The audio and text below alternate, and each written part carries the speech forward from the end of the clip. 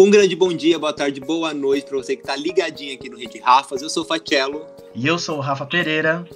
E esse é o primeiro podcast do canal. Exatamente, galera. O primeiro podcast, porque o motivo é muito simples. Estamos aqui com a presença do ilustríssimo Edu Seco, aí conhecido no mundo dos noveleiros. Dá um salve aí, Edu. Oi, pessoal. Ilustríssimo é um pouquinho demais, né? Tudo bom com vocês? Do Seco, do site RD1, do podcast TV ao Cubo, com o Rafael e com o Léo Lima. Hoje aqui com os meninos do Rede Rafas, para comentar um sucesso que eu tenho certeza que todo mundo tá amando rever, né, Rafa? Exatamente. Vamos falar nada mais, nada menos que esse grande clássico aí do Vale a Pena Ver de Novo, Por Amor. Mais especificamente sobre a polêmica e inesquecível troca de bebês que 21 anos depois ainda continua repercutindo e muito. No ar, mais um campeão de audiência. Para todo bom noveleiro, quem acompanha Por Amor aí no Vale a Pena Ver de Novo, sabe que essa semana foi ao ar a clássica e inesquecível troca dos bebês, que ocasionou aí muito pano pra manga, quer dizer, ocasiona até hoje, porque esse assunto ainda tá nas maiores rodas de conversas. Então hoje aqui a gente vai discutir o que a Helena fez, realmente foi por amor? Foi por egoísmo? É um tema que divide muitas opiniões e que ninguém ainda consegue chegar a um senso comum. E é o que a gente vai tentar fazer isso agora, né? Edu, fala pra gente aí, você que acompanhou lá em 1997, assistiu aí as reprises, a reprise do Viva, que repercutiu igual e agora não vale a pena ver de novo. Diz aí, o que você acha? Foi egoísmo? Foi amor? Olha, ontem eu li um comentário no meu Instagram a respeito da troca, e aí eu parei para pensar um pouquinho, porque na minha cabeça é muito egoísmo da parte da Helena com o Atílio, que é o marido dela, que sonha com esse filho, né? Ela manda até uma frase na hora da troca, eu já tenho a minha filha, ela fala pro César, né? A minha filha ainda não tem nenhum. Mas e o marido dela, que não tem nenhum filho? Ela não pensou nele em nenhum momento, né? Então é um ato, para mim, muito egoísta. Mas uma moça escreveu no meu Instagram e eu achei assim, bem coerente. Ela falou, gente, só quem é mãe pode responder uma pergunta dessa. Ela falou, eu faria isso pela minha filha, né? Meu marido eu deixaria, eu trocaria, não me importo, mas eu faria pela minha filha. Então acho que esse peso da maternidade é o que exime um pouquinho a Helena do egoísmo dela ali. Exatamente, eu acho, parando pra pensar assim, eu acho que foi egoísmo da parte do Atílio, pensando no Atílio, óbvio que foi. Só que assim, vamos pensar assim num lado, a Helena conseguiu engravidar do Atílio. Então assim, se fosse para pensar no Atílio, e se ela mesmo realmente quisesse esse filho de novo, e também se o Atílio quisesse tentar, talvez ela poderia engravidar novamente. Agora e a Eduarda, né? A Eduarda, ela não tem mais útero, ela não tem mais a possibilidade de ter o filho dela, né? Só adotando, e que, como a Helena mesmo diz, né? O casamento dela estava desmoronando, né? Da Eduarda com o Marcelo, e um filho adotado acho que não salvaria o casamento. Na verdade, filho não salva casamento, eu acho, né? Porque tá aí a novela, né? Já dando spoiler pra quem não acompanhou, nunca assistiu Por Amor, Eduardo e Marcelo vão se separar. Então, assim, Marcelinho não salvou o casamento de ninguém. É uma faca de dois gumes, né? Digamos assim. Ao mesmo tempo que tem o lado do egoísmo, também tem a prova de amor da Helena. E eu acho que o que pesa mais é a prova de amor. Bom, eu nem condeno a Helena. Sempre quando tem, eu vou e defendo a Helena, assim, não defendo porque acho que ela fez certo. Mas é exatamente isso, eu acho que uma mãe coloca o filho acima de tudo e acima de todos. E mesmo assim, né, tem gente que pensa, nossa, mas ela não pensou naquele filho dela que acabou de nascer. Querendo ou não, ela ia estar perto do filho, ela ia estar convivendo com o filho, só que como se fosse um neto. E eu acho que na cabeça dela, ver a Eduarda sofrendo, ver o irmãozinho crescendo ali bem, saudável, e ela não poder ter o filho no braço, eu acho que pesou muito mais pra Helena do que ela entregar o filho e tá ali perto dele como se fosse um neto. Ela ia saber que ele ia estar sendo bem cuidado, que ele ia estar sendo bem amado pela Eduarda. E Eduarda, assim, foi uma menina mimada a vida toda. Então, tudo que ela queria, ela batia o pé. Então, assim, pra ela ia ser muito difícil aceitar que o filho morreu e ver o irmão saudável, entendeu? Eu acho que ela ia ficar muito até invejando a mãe, que ela queria estar no lugar da mãe. Então, assim, eu não condeno muito a atitude da Helena, não. E assim, a gente vê o potencial de Por Amor, vê que ela é um folhetim clássico, né? Que olha nós aqui, né? 21 anos depois e comentando essa polêmica troca de bebês que é a trama principal de Por Amor. Como que foi na época a recepção do público, enfim, a repercussão da novela em si? Porque a audiência a gente sabe que não foi lá um fenômeno, né? Tipo, o Rei do Gado marcou 42 pontos, que foi abaixo da meta, que era 45 na época. Só que, assim, uma novela que marcou 42 pontos abaixo da meta e foi reprisado tantas vezes, com todas as reprises com mega sucesso, entendeu? Então, assim, qual que é a explicação? Como que foi, assim, a repercussão na época? Então, assim, eu tinha 10 anos, né, em 97, então o que eu lembro, o que eu guardo ali daquela época, é que o pessoal era muito órfão da Indomada. Eu lembro que a Contigo, que era a revista que publicava as coisas das novelas, os segmentos e tal, semanas depois da Indomada, ela ainda usava a Indomada como tema para puxar as matérias, justamente porque Por Amor começou ali meio morna, né? Assim, e foi bem morna quase até a reta final. Nesse contexto da audiência, acho importante citar que a novela pegou o Ratinho no auge, né? E no meio daquela troca dele da Record pro SBT e tudo mais, então o Ratinho dava 20 pontos, ele tirou muita coisa das novelas, né? Tanto que depois com Suave Veneno ele também deu uma prejudicada ali boa. Se eu não me engano, acho que ele trocou no ano seguinte, tô falando besteira, ele trocou a Record pelo SBT no ano seguinte, mas ele tava bombando, com aqueles DNAs, aquelas coisas esdrúxulas todas que ele exibia de ST e tudo mais. Mas assim, na época eu lembro do pessoal comentando, mas depois no final, entendeu? Aquele desespero de saber como que ia, o que ia ser daquela criança, né? Porque eu já acompanhei a novela outras vezes, vocês também, a gente sabe que no meio do caminho aí a criança, coitada, fica negligenciada, né? O casamento da Eduarda desmorona, o da Helena também, a criança fica ali no meio jogada, meio perdida. E no fim, aí depois acontece inúmeras coisas, vocês vão conferir depois. Eu lembro muito disso, do final. O final repercutiu tanto. Foi a primeira vez que eu vi um evento do tipo, assim, uma festa de aniversário que eu estava presente, parar, literalmente, para todo mundo ver a novela. E assim, ninguém sai da sala, nem no comercial, entendeu? A hora do comercial, vai fulano de tal, pega as coisas e volta rápido, porque hoje é o último capítulo, o comercial é curto, então tinha essas ideias, assim. Então eu lembro muito disso, que quando chegou no fim, a novela tava assim, no auge da popularidade, sabe? Ela tava bombando muito. Entendi. Mas da troca em si, dessa cena, do que causou, eu não lembro muito bem. Eu acho assim, quem acompanhava o noticiário a respeito de TV já tinha noção da troca, porque a sinopse é antiga, né? É de 83, 84. Então logo que falaram a respeito da novela, o Maneco deixou escapar esse lance da troca dos bebês. As primeiras matérias do Globo a respeito da trama já consta ali que ia acontecer isso depois. E é bom você ter tocado nesse assunto, que é uma sinopse antiga, que a gente sabe, né, que Por Amor tem essa troca dos bebês, e daí já vai chegar já o conflito do casamento da Eduarda com o Marcelo, a Laura, e alguns outros conflitos do Nando com a Milena, enfim, Orestes, enfim. Só que a gente sabe que a novela tem uma baita de uma barriga lá, né, com o Nando preso, e várias cenas né, do Nando lembrando da Milena lembrando do Nando, né, e aquela enrolação pra falarem, pra Laura contar pra Eduarda que tá grávida do Marcelo, enfim. E o segredo só é revelado no último capítulo. A sinopse original, né, previa que a Eduarda morreria, né, logo, acho que no parto, se eu não me engano, era no parto?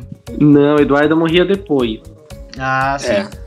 A Eduarda morria depois, e daí a Helena entraria na briga judicial com o Marcelo, já casado com a Laura, pra reaver a guarda do Marcelinho, né? E ela revelaria toda a verdade. É fato que isso poderia também render uma outra novela completamente diferente, mas que poderia render muito, né? Por exemplo, imagine a Branca sabendo desse segredo. Não, e o Maneco, ele tentou manter essa sinopse, né? A Eduarda morreria depois de um certo tempo depois da gravidez e tudo mais, do Marcelo ter engravidado a Laura, a Eduarda morria, E aí a Helena ela não, das informações que eu tenho, ela não abria a troca, mas ela entrava na justiça exigindo a guarda do neto, porque o pai estava num outro relacionamento e negligenciando aquela criança e tudo mais. E aí o segredo era mantido porque o Marcelo abria a mão da criança por conta do casamento dele com a Laura, dos outros filhos, e ela acabava retomando o filho, né? Eu ia achar um final meio flop também, convenhamos. O segredo, gente, não tem porquê, né? Acho que o barato é a descoberta. Tanto que eu acho que assim, o Maneco errou em deixar a descoberta da Eduarda pro final. Talvez se ele tivesse feito logo ali no começo da última semana, tivesse tido aquela repercussão, né, entre os outros personagens. Eu imagino a Branca, né, descobrindo, claro, e a Lídia, mas eu imagino uma reação das duas, assim, né, que a Lídia também tem isso de mãezona, muito, assim, complacente com a Helena, sabe? Meio que entendendo. A Branca faria isso também pelo Marcelo, eu não duvido. Que ela pegaria uma criança, trocaria, faria qualquer coisa. E a Lídia, a gente viu uma cena dela semana passada falando que pelo Nando ela mata, ou ela morre. Né? Exatamente. Então eu acho que a gente ia ver essa sequência. Tudo. Você vê que todas as mães da novela são muito assim, né, por amor aos filhos, né? Todas elas são, nossa, extremamente dedicadas e é um negócio bem... O Maneco, nessa sinopse, pra mim, ele é um gênio, apesar desse desenvolvimento meio barrigudo do meio pro final. Não, eu acho assim, que duas coisas que eu não gosto, né, das trocas do bebê pro final é ter deixado pro final, que eu acho que poderia ter criado muito mais conflito, muito mais clímax na novela. E também o fato de diário. Eu acho tão falta de criatividade, sabe? Ela escrevendo um diário, uma mulher de quase 50 anos.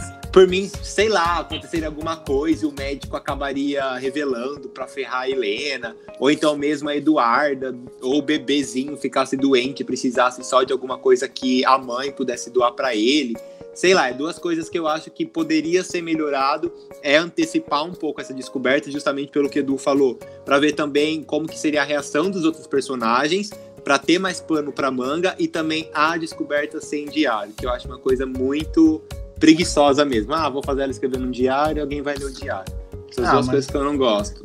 Mas o diário, pelo menos eu vejo assim, tipo, o diário assim, é uma coisa meio what the fuck mesmo, só que querendo ou não, esse diário criou bons climas pra novela, até na fase barriguda, por exemplo. É bem na fase barriguda, se eu não me engano, que o Atílio já tá separado da Helena, e ele fala pra Eduardo, se você quer saber o que separou eu da sua mãe, leia o diário, leia o que ela tanto esconde. Aí começa aquele suspense, bem na reta final, acho que tem umas 2 vezes que a Eduarda fica diante do diário, dela fica tipo, vou ler, não vou ler, vou ler, não vou ler, que eu acho que é isso que acarretou o boom na reta final, que o Edu mencionou lá em 98, que ficava naquela expectativa, né? Vai, lê o diário. Não leu. Vai, lê o diário.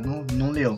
E ainda falando da repercussão, né? Voltando um pouquinho, mas só mencionar que, tipo, o Edu falou que a final da novela, tipo, bombou mesmo, que eu tenho fato aqui em casa mesmo, que a minha mãe, ela não pôde assistir o penúltimo capítulo na época, e ela pediu pro meu tio gravar o penúltimo capítulo numa fita cassete, tanto que tem até hoje a fita cassete aqui que ela gravou depois da gravação do meu aniversário de 3 anos na época. E ela gravou porque, assim, era o estouro, tanto esse segredo, e no penúltimo capítulo, mas foi a queda do helicóptero, né, do Nando com a Laura, e até então todo mundo especulava, mas, tipo, não tinha nada certo, que nem hoje em dia, que as novelas já dão um spoiler completo já do final, mas na época não tinha nada certo quem iria morrer, né, então ficou aquela coisa, né, quem que vai morrer, o Nando ou a Laura, né? Eu acho assim, eu não gosto desse final da Laura caindo no mar com o Nando, sabe? Se fosse um outro piloto, tudo bem, mas o Nando, gente, coitado do Nando, né? Já foi preso, já, passou né? 50 capítulos preso, gente, aí depois vai lá e cai no mar ainda, do negócio desse, acabou a carreira do piloto. Se bem que, revendo a novela, cada vez que eu vejo, eu descubro alguma coisa. Teve uma cena recente dele agora, recente não, logo nos primeiros capítulos, antes do beijo dele na menina. Ele fala que já caiu, né? Que ele fala que ele caiu, que ele bateu nas pedras e tudo mais. Então fica um negócio que a gente não pesca, né, assim. E conforme você vai revendo, você vai pegando. Você vê quanto é bem estruturado, né? Não é uma história jogada assim ao léu, né? Eu acho... Chama Valcir Carrasco, rabisca qualquer coisa, vamos dar 40 pontos. Não fala do Valcir, que o Rafa ama o Valcir. Não, nada contra o Valcir, mas, gente, Não, é que por o mesmo preparo. Não, é que por essas coisas, assim, que veio desde o começo, que nem ele falando uma coisa no começo, o que aconteceu no final, é que ele já tava com a história toda bolada na cabeça. Ele já sabia como que ia começar, como ia se desenvolver e como que ia terminar. Exatamente. É igual Laços de Família que eu assisti, entre aspas, em 2000, né? Porque, tipo, só tinha 5 anos e na reprise no Vale a Pena Ver de Novo eu não vi. Então, no Viva, pra mim, foi meio que inédito. Que daí a gente vê a genialidade do Maneco. Eu até mencionei isso aqui no especial do Rede Rafas de Laços, que desde o começo ele dava indícios de que a Camila já estava doente. A empregada, nossa, sim. A empregada, aqueles vizinhos que não saía lá da casa da Helena, aquela mulher que ficava cantarolando, nossa, Camila, como você tá pálida, nossa, como você tá magrinha, nossa, como você tá meio doentinha, né, tipo, e não era, que a Alma sempre falou isso, né, mas não era só a Alma que falava, sabe, tipo, era todo mundo. Então, assim, você vê a genialidade, é a mesma coisa da Helena, né, voltando ao assunto da troca dos bebês, né? Era uma coisa que eu não tinha percebido na reprise de 2017, que desde o começo ela sempre deixou claro pro Atílio que ela não queria filhos, né? Então, assim, a gente já vê aí que, tipo, ela tá pensando nela e principalmente na filha, né? A gente já vê o desapego dela com a criança, né? Desde o começo. Exatamente. Ela não queria filhos, que não foi nenhuma e nem duas vezes que o Atílio falou, e ela deixava claro que ela não queria, que ela já teve filho, já passou dessa idade, e principalmente quando ela descobre a gravidez, né? A repulsa que ela tem por essa gravidez. Outra coisa que a gente percebe muito nisso é a culpa que vão impingindo, assim, imprimindo nela antes da gravidez, né? A Branca, olha, você não vai engravidar, hein? Espera sua filha primeiro, né? Aquela coisa, você já passou da idade, sua filha tem direito a um filho, você não, né? Exatamente. Você já casou com um homem, aí 50 anos você tá casando. Chega, não precisa mais do que isso, né? O Marcelo também fala, sua mãe tá engravidando para competir com você. Então essa ideia, além dela rejeitar a ideia de ter um outro filho, eles estão colocando isso na cabeça dela como se ela não pudesse realmente ser mãe, né, de uma... A filha tem que ser porque tá na idade, é pronta para aquilo. E a ela não, ela não pode, ela tem que ficar resignada no papel de avó, né? Conforme a gente vai vendo, as características dos personagens vão ficando mais acentuadas, né? Assim, é bom de rever por conta disso. Uhum. Ia dar um choque até porque, assim, tipo, querendo ou não, o Marcelo ser idolatrado eu não sei se foi na época, mas assim, ele foi considerado como um galã e ele é um baita de um escroto, né? Nesse Sim. início, pelo menos. Não, a gente vê hoje a trama da Márcia, por exemplo, lá, que é vítima de preconceito do marido e volta com o cara depois, é inadmissível, né? Exatamente. Acho até que é um erro deixar não só a Márcia, mas o núcleo da vila inteira, que eu acho super desnecessário. Por mim, poderia tirar. Márcia, Cigano Igor, né? A Márcia, coitada, a Maria Seixas, ela é até boa, mas nessa novela ela tá nível Cigano Igor. E o núcleo da Carolina Dickman ali podia tesourar tudo, porque não faz falta nenhum. Não tem, o Rafa só dá risada, mas realmente, gente, é um Não, mas é porque, tipo, eu acho que por amor é necessário o núcleo principal e o núcleo da Casa da Branca, assim, que é o principal, né? Eu acho, assim, que é o foco da novela. Se cortasse todos os outros e deixasse o Orestes também e tal, mas se cortasse todos os outros não ia fazer falta, porque a novela gira em torno daquilo. Em torno daquilo e de barraco. É barraco e troca de bebês. Barraco e troca de bebês. Exatamente. Então, os outros é mais mesmo pra ter a cara de uma novela. Tem que ter mais personagens, tem que ter núcleo secundário, tem que ter histórias. Então, pra isso que existiram, mas assim, são completamente dispensáveis. Dispensáveis e desnecessários. Porque, por exemplo, o núcleo da Vila, a própria Letícia Dornelles, que foi uma das colaboradoras, ela mesma disse que ela que criou, né, o núcleo da Vila. Deu vontade de pegar e falar, moça, era melhor você nem ter criado. Bom, pessoal, então é isso. Esse foi o nosso primeiro podcast do Rede Rafas. Eu espero que vocês tenham gostado. E antes de mais nada, agradecer imensamente a participação do Edu Seco, que tanto para mim quanto pro Rafa, ele acha que não é, mas ele é sim uma referência pra gente aí, que a gente acompanha ele desde do Vivo no Viva e, sabe, memória dramatúrgica é com ele mesmo. Então, Edu, muito obrigado pela sua participação. Meninos, eu que agradeço o convite, ainda mais para falar de um assunto que gosto tanto, né, que é Por Amor. Agradeço a participação aqui, contem comigo sempre.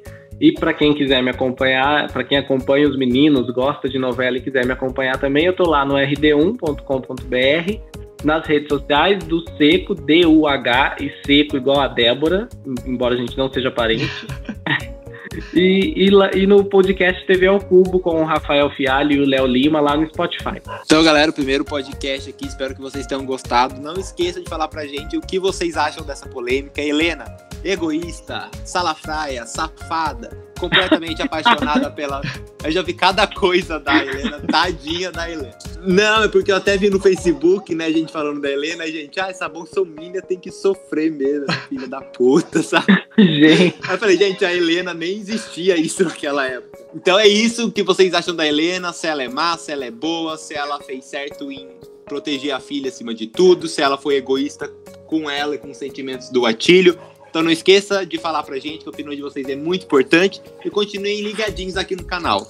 Então é isso, galera, ficamos por aqui, esse foi o nosso primeiro podcast, eu espero que vocês tenham gostado, responda aí na pesquisa se vocês vão querer mais podcast também com convidados, o Edu Seco e outros convidados, enfim, e aquele recadinho de sempre, se inscreva no nosso canal se você ainda não é inscrito, ative o sininho para receber todas as notificações e ficar por dentro de tudo que rola aqui no Rede Rafas e na TV brasileira. Um grande beijo, um grande abraço e até lá!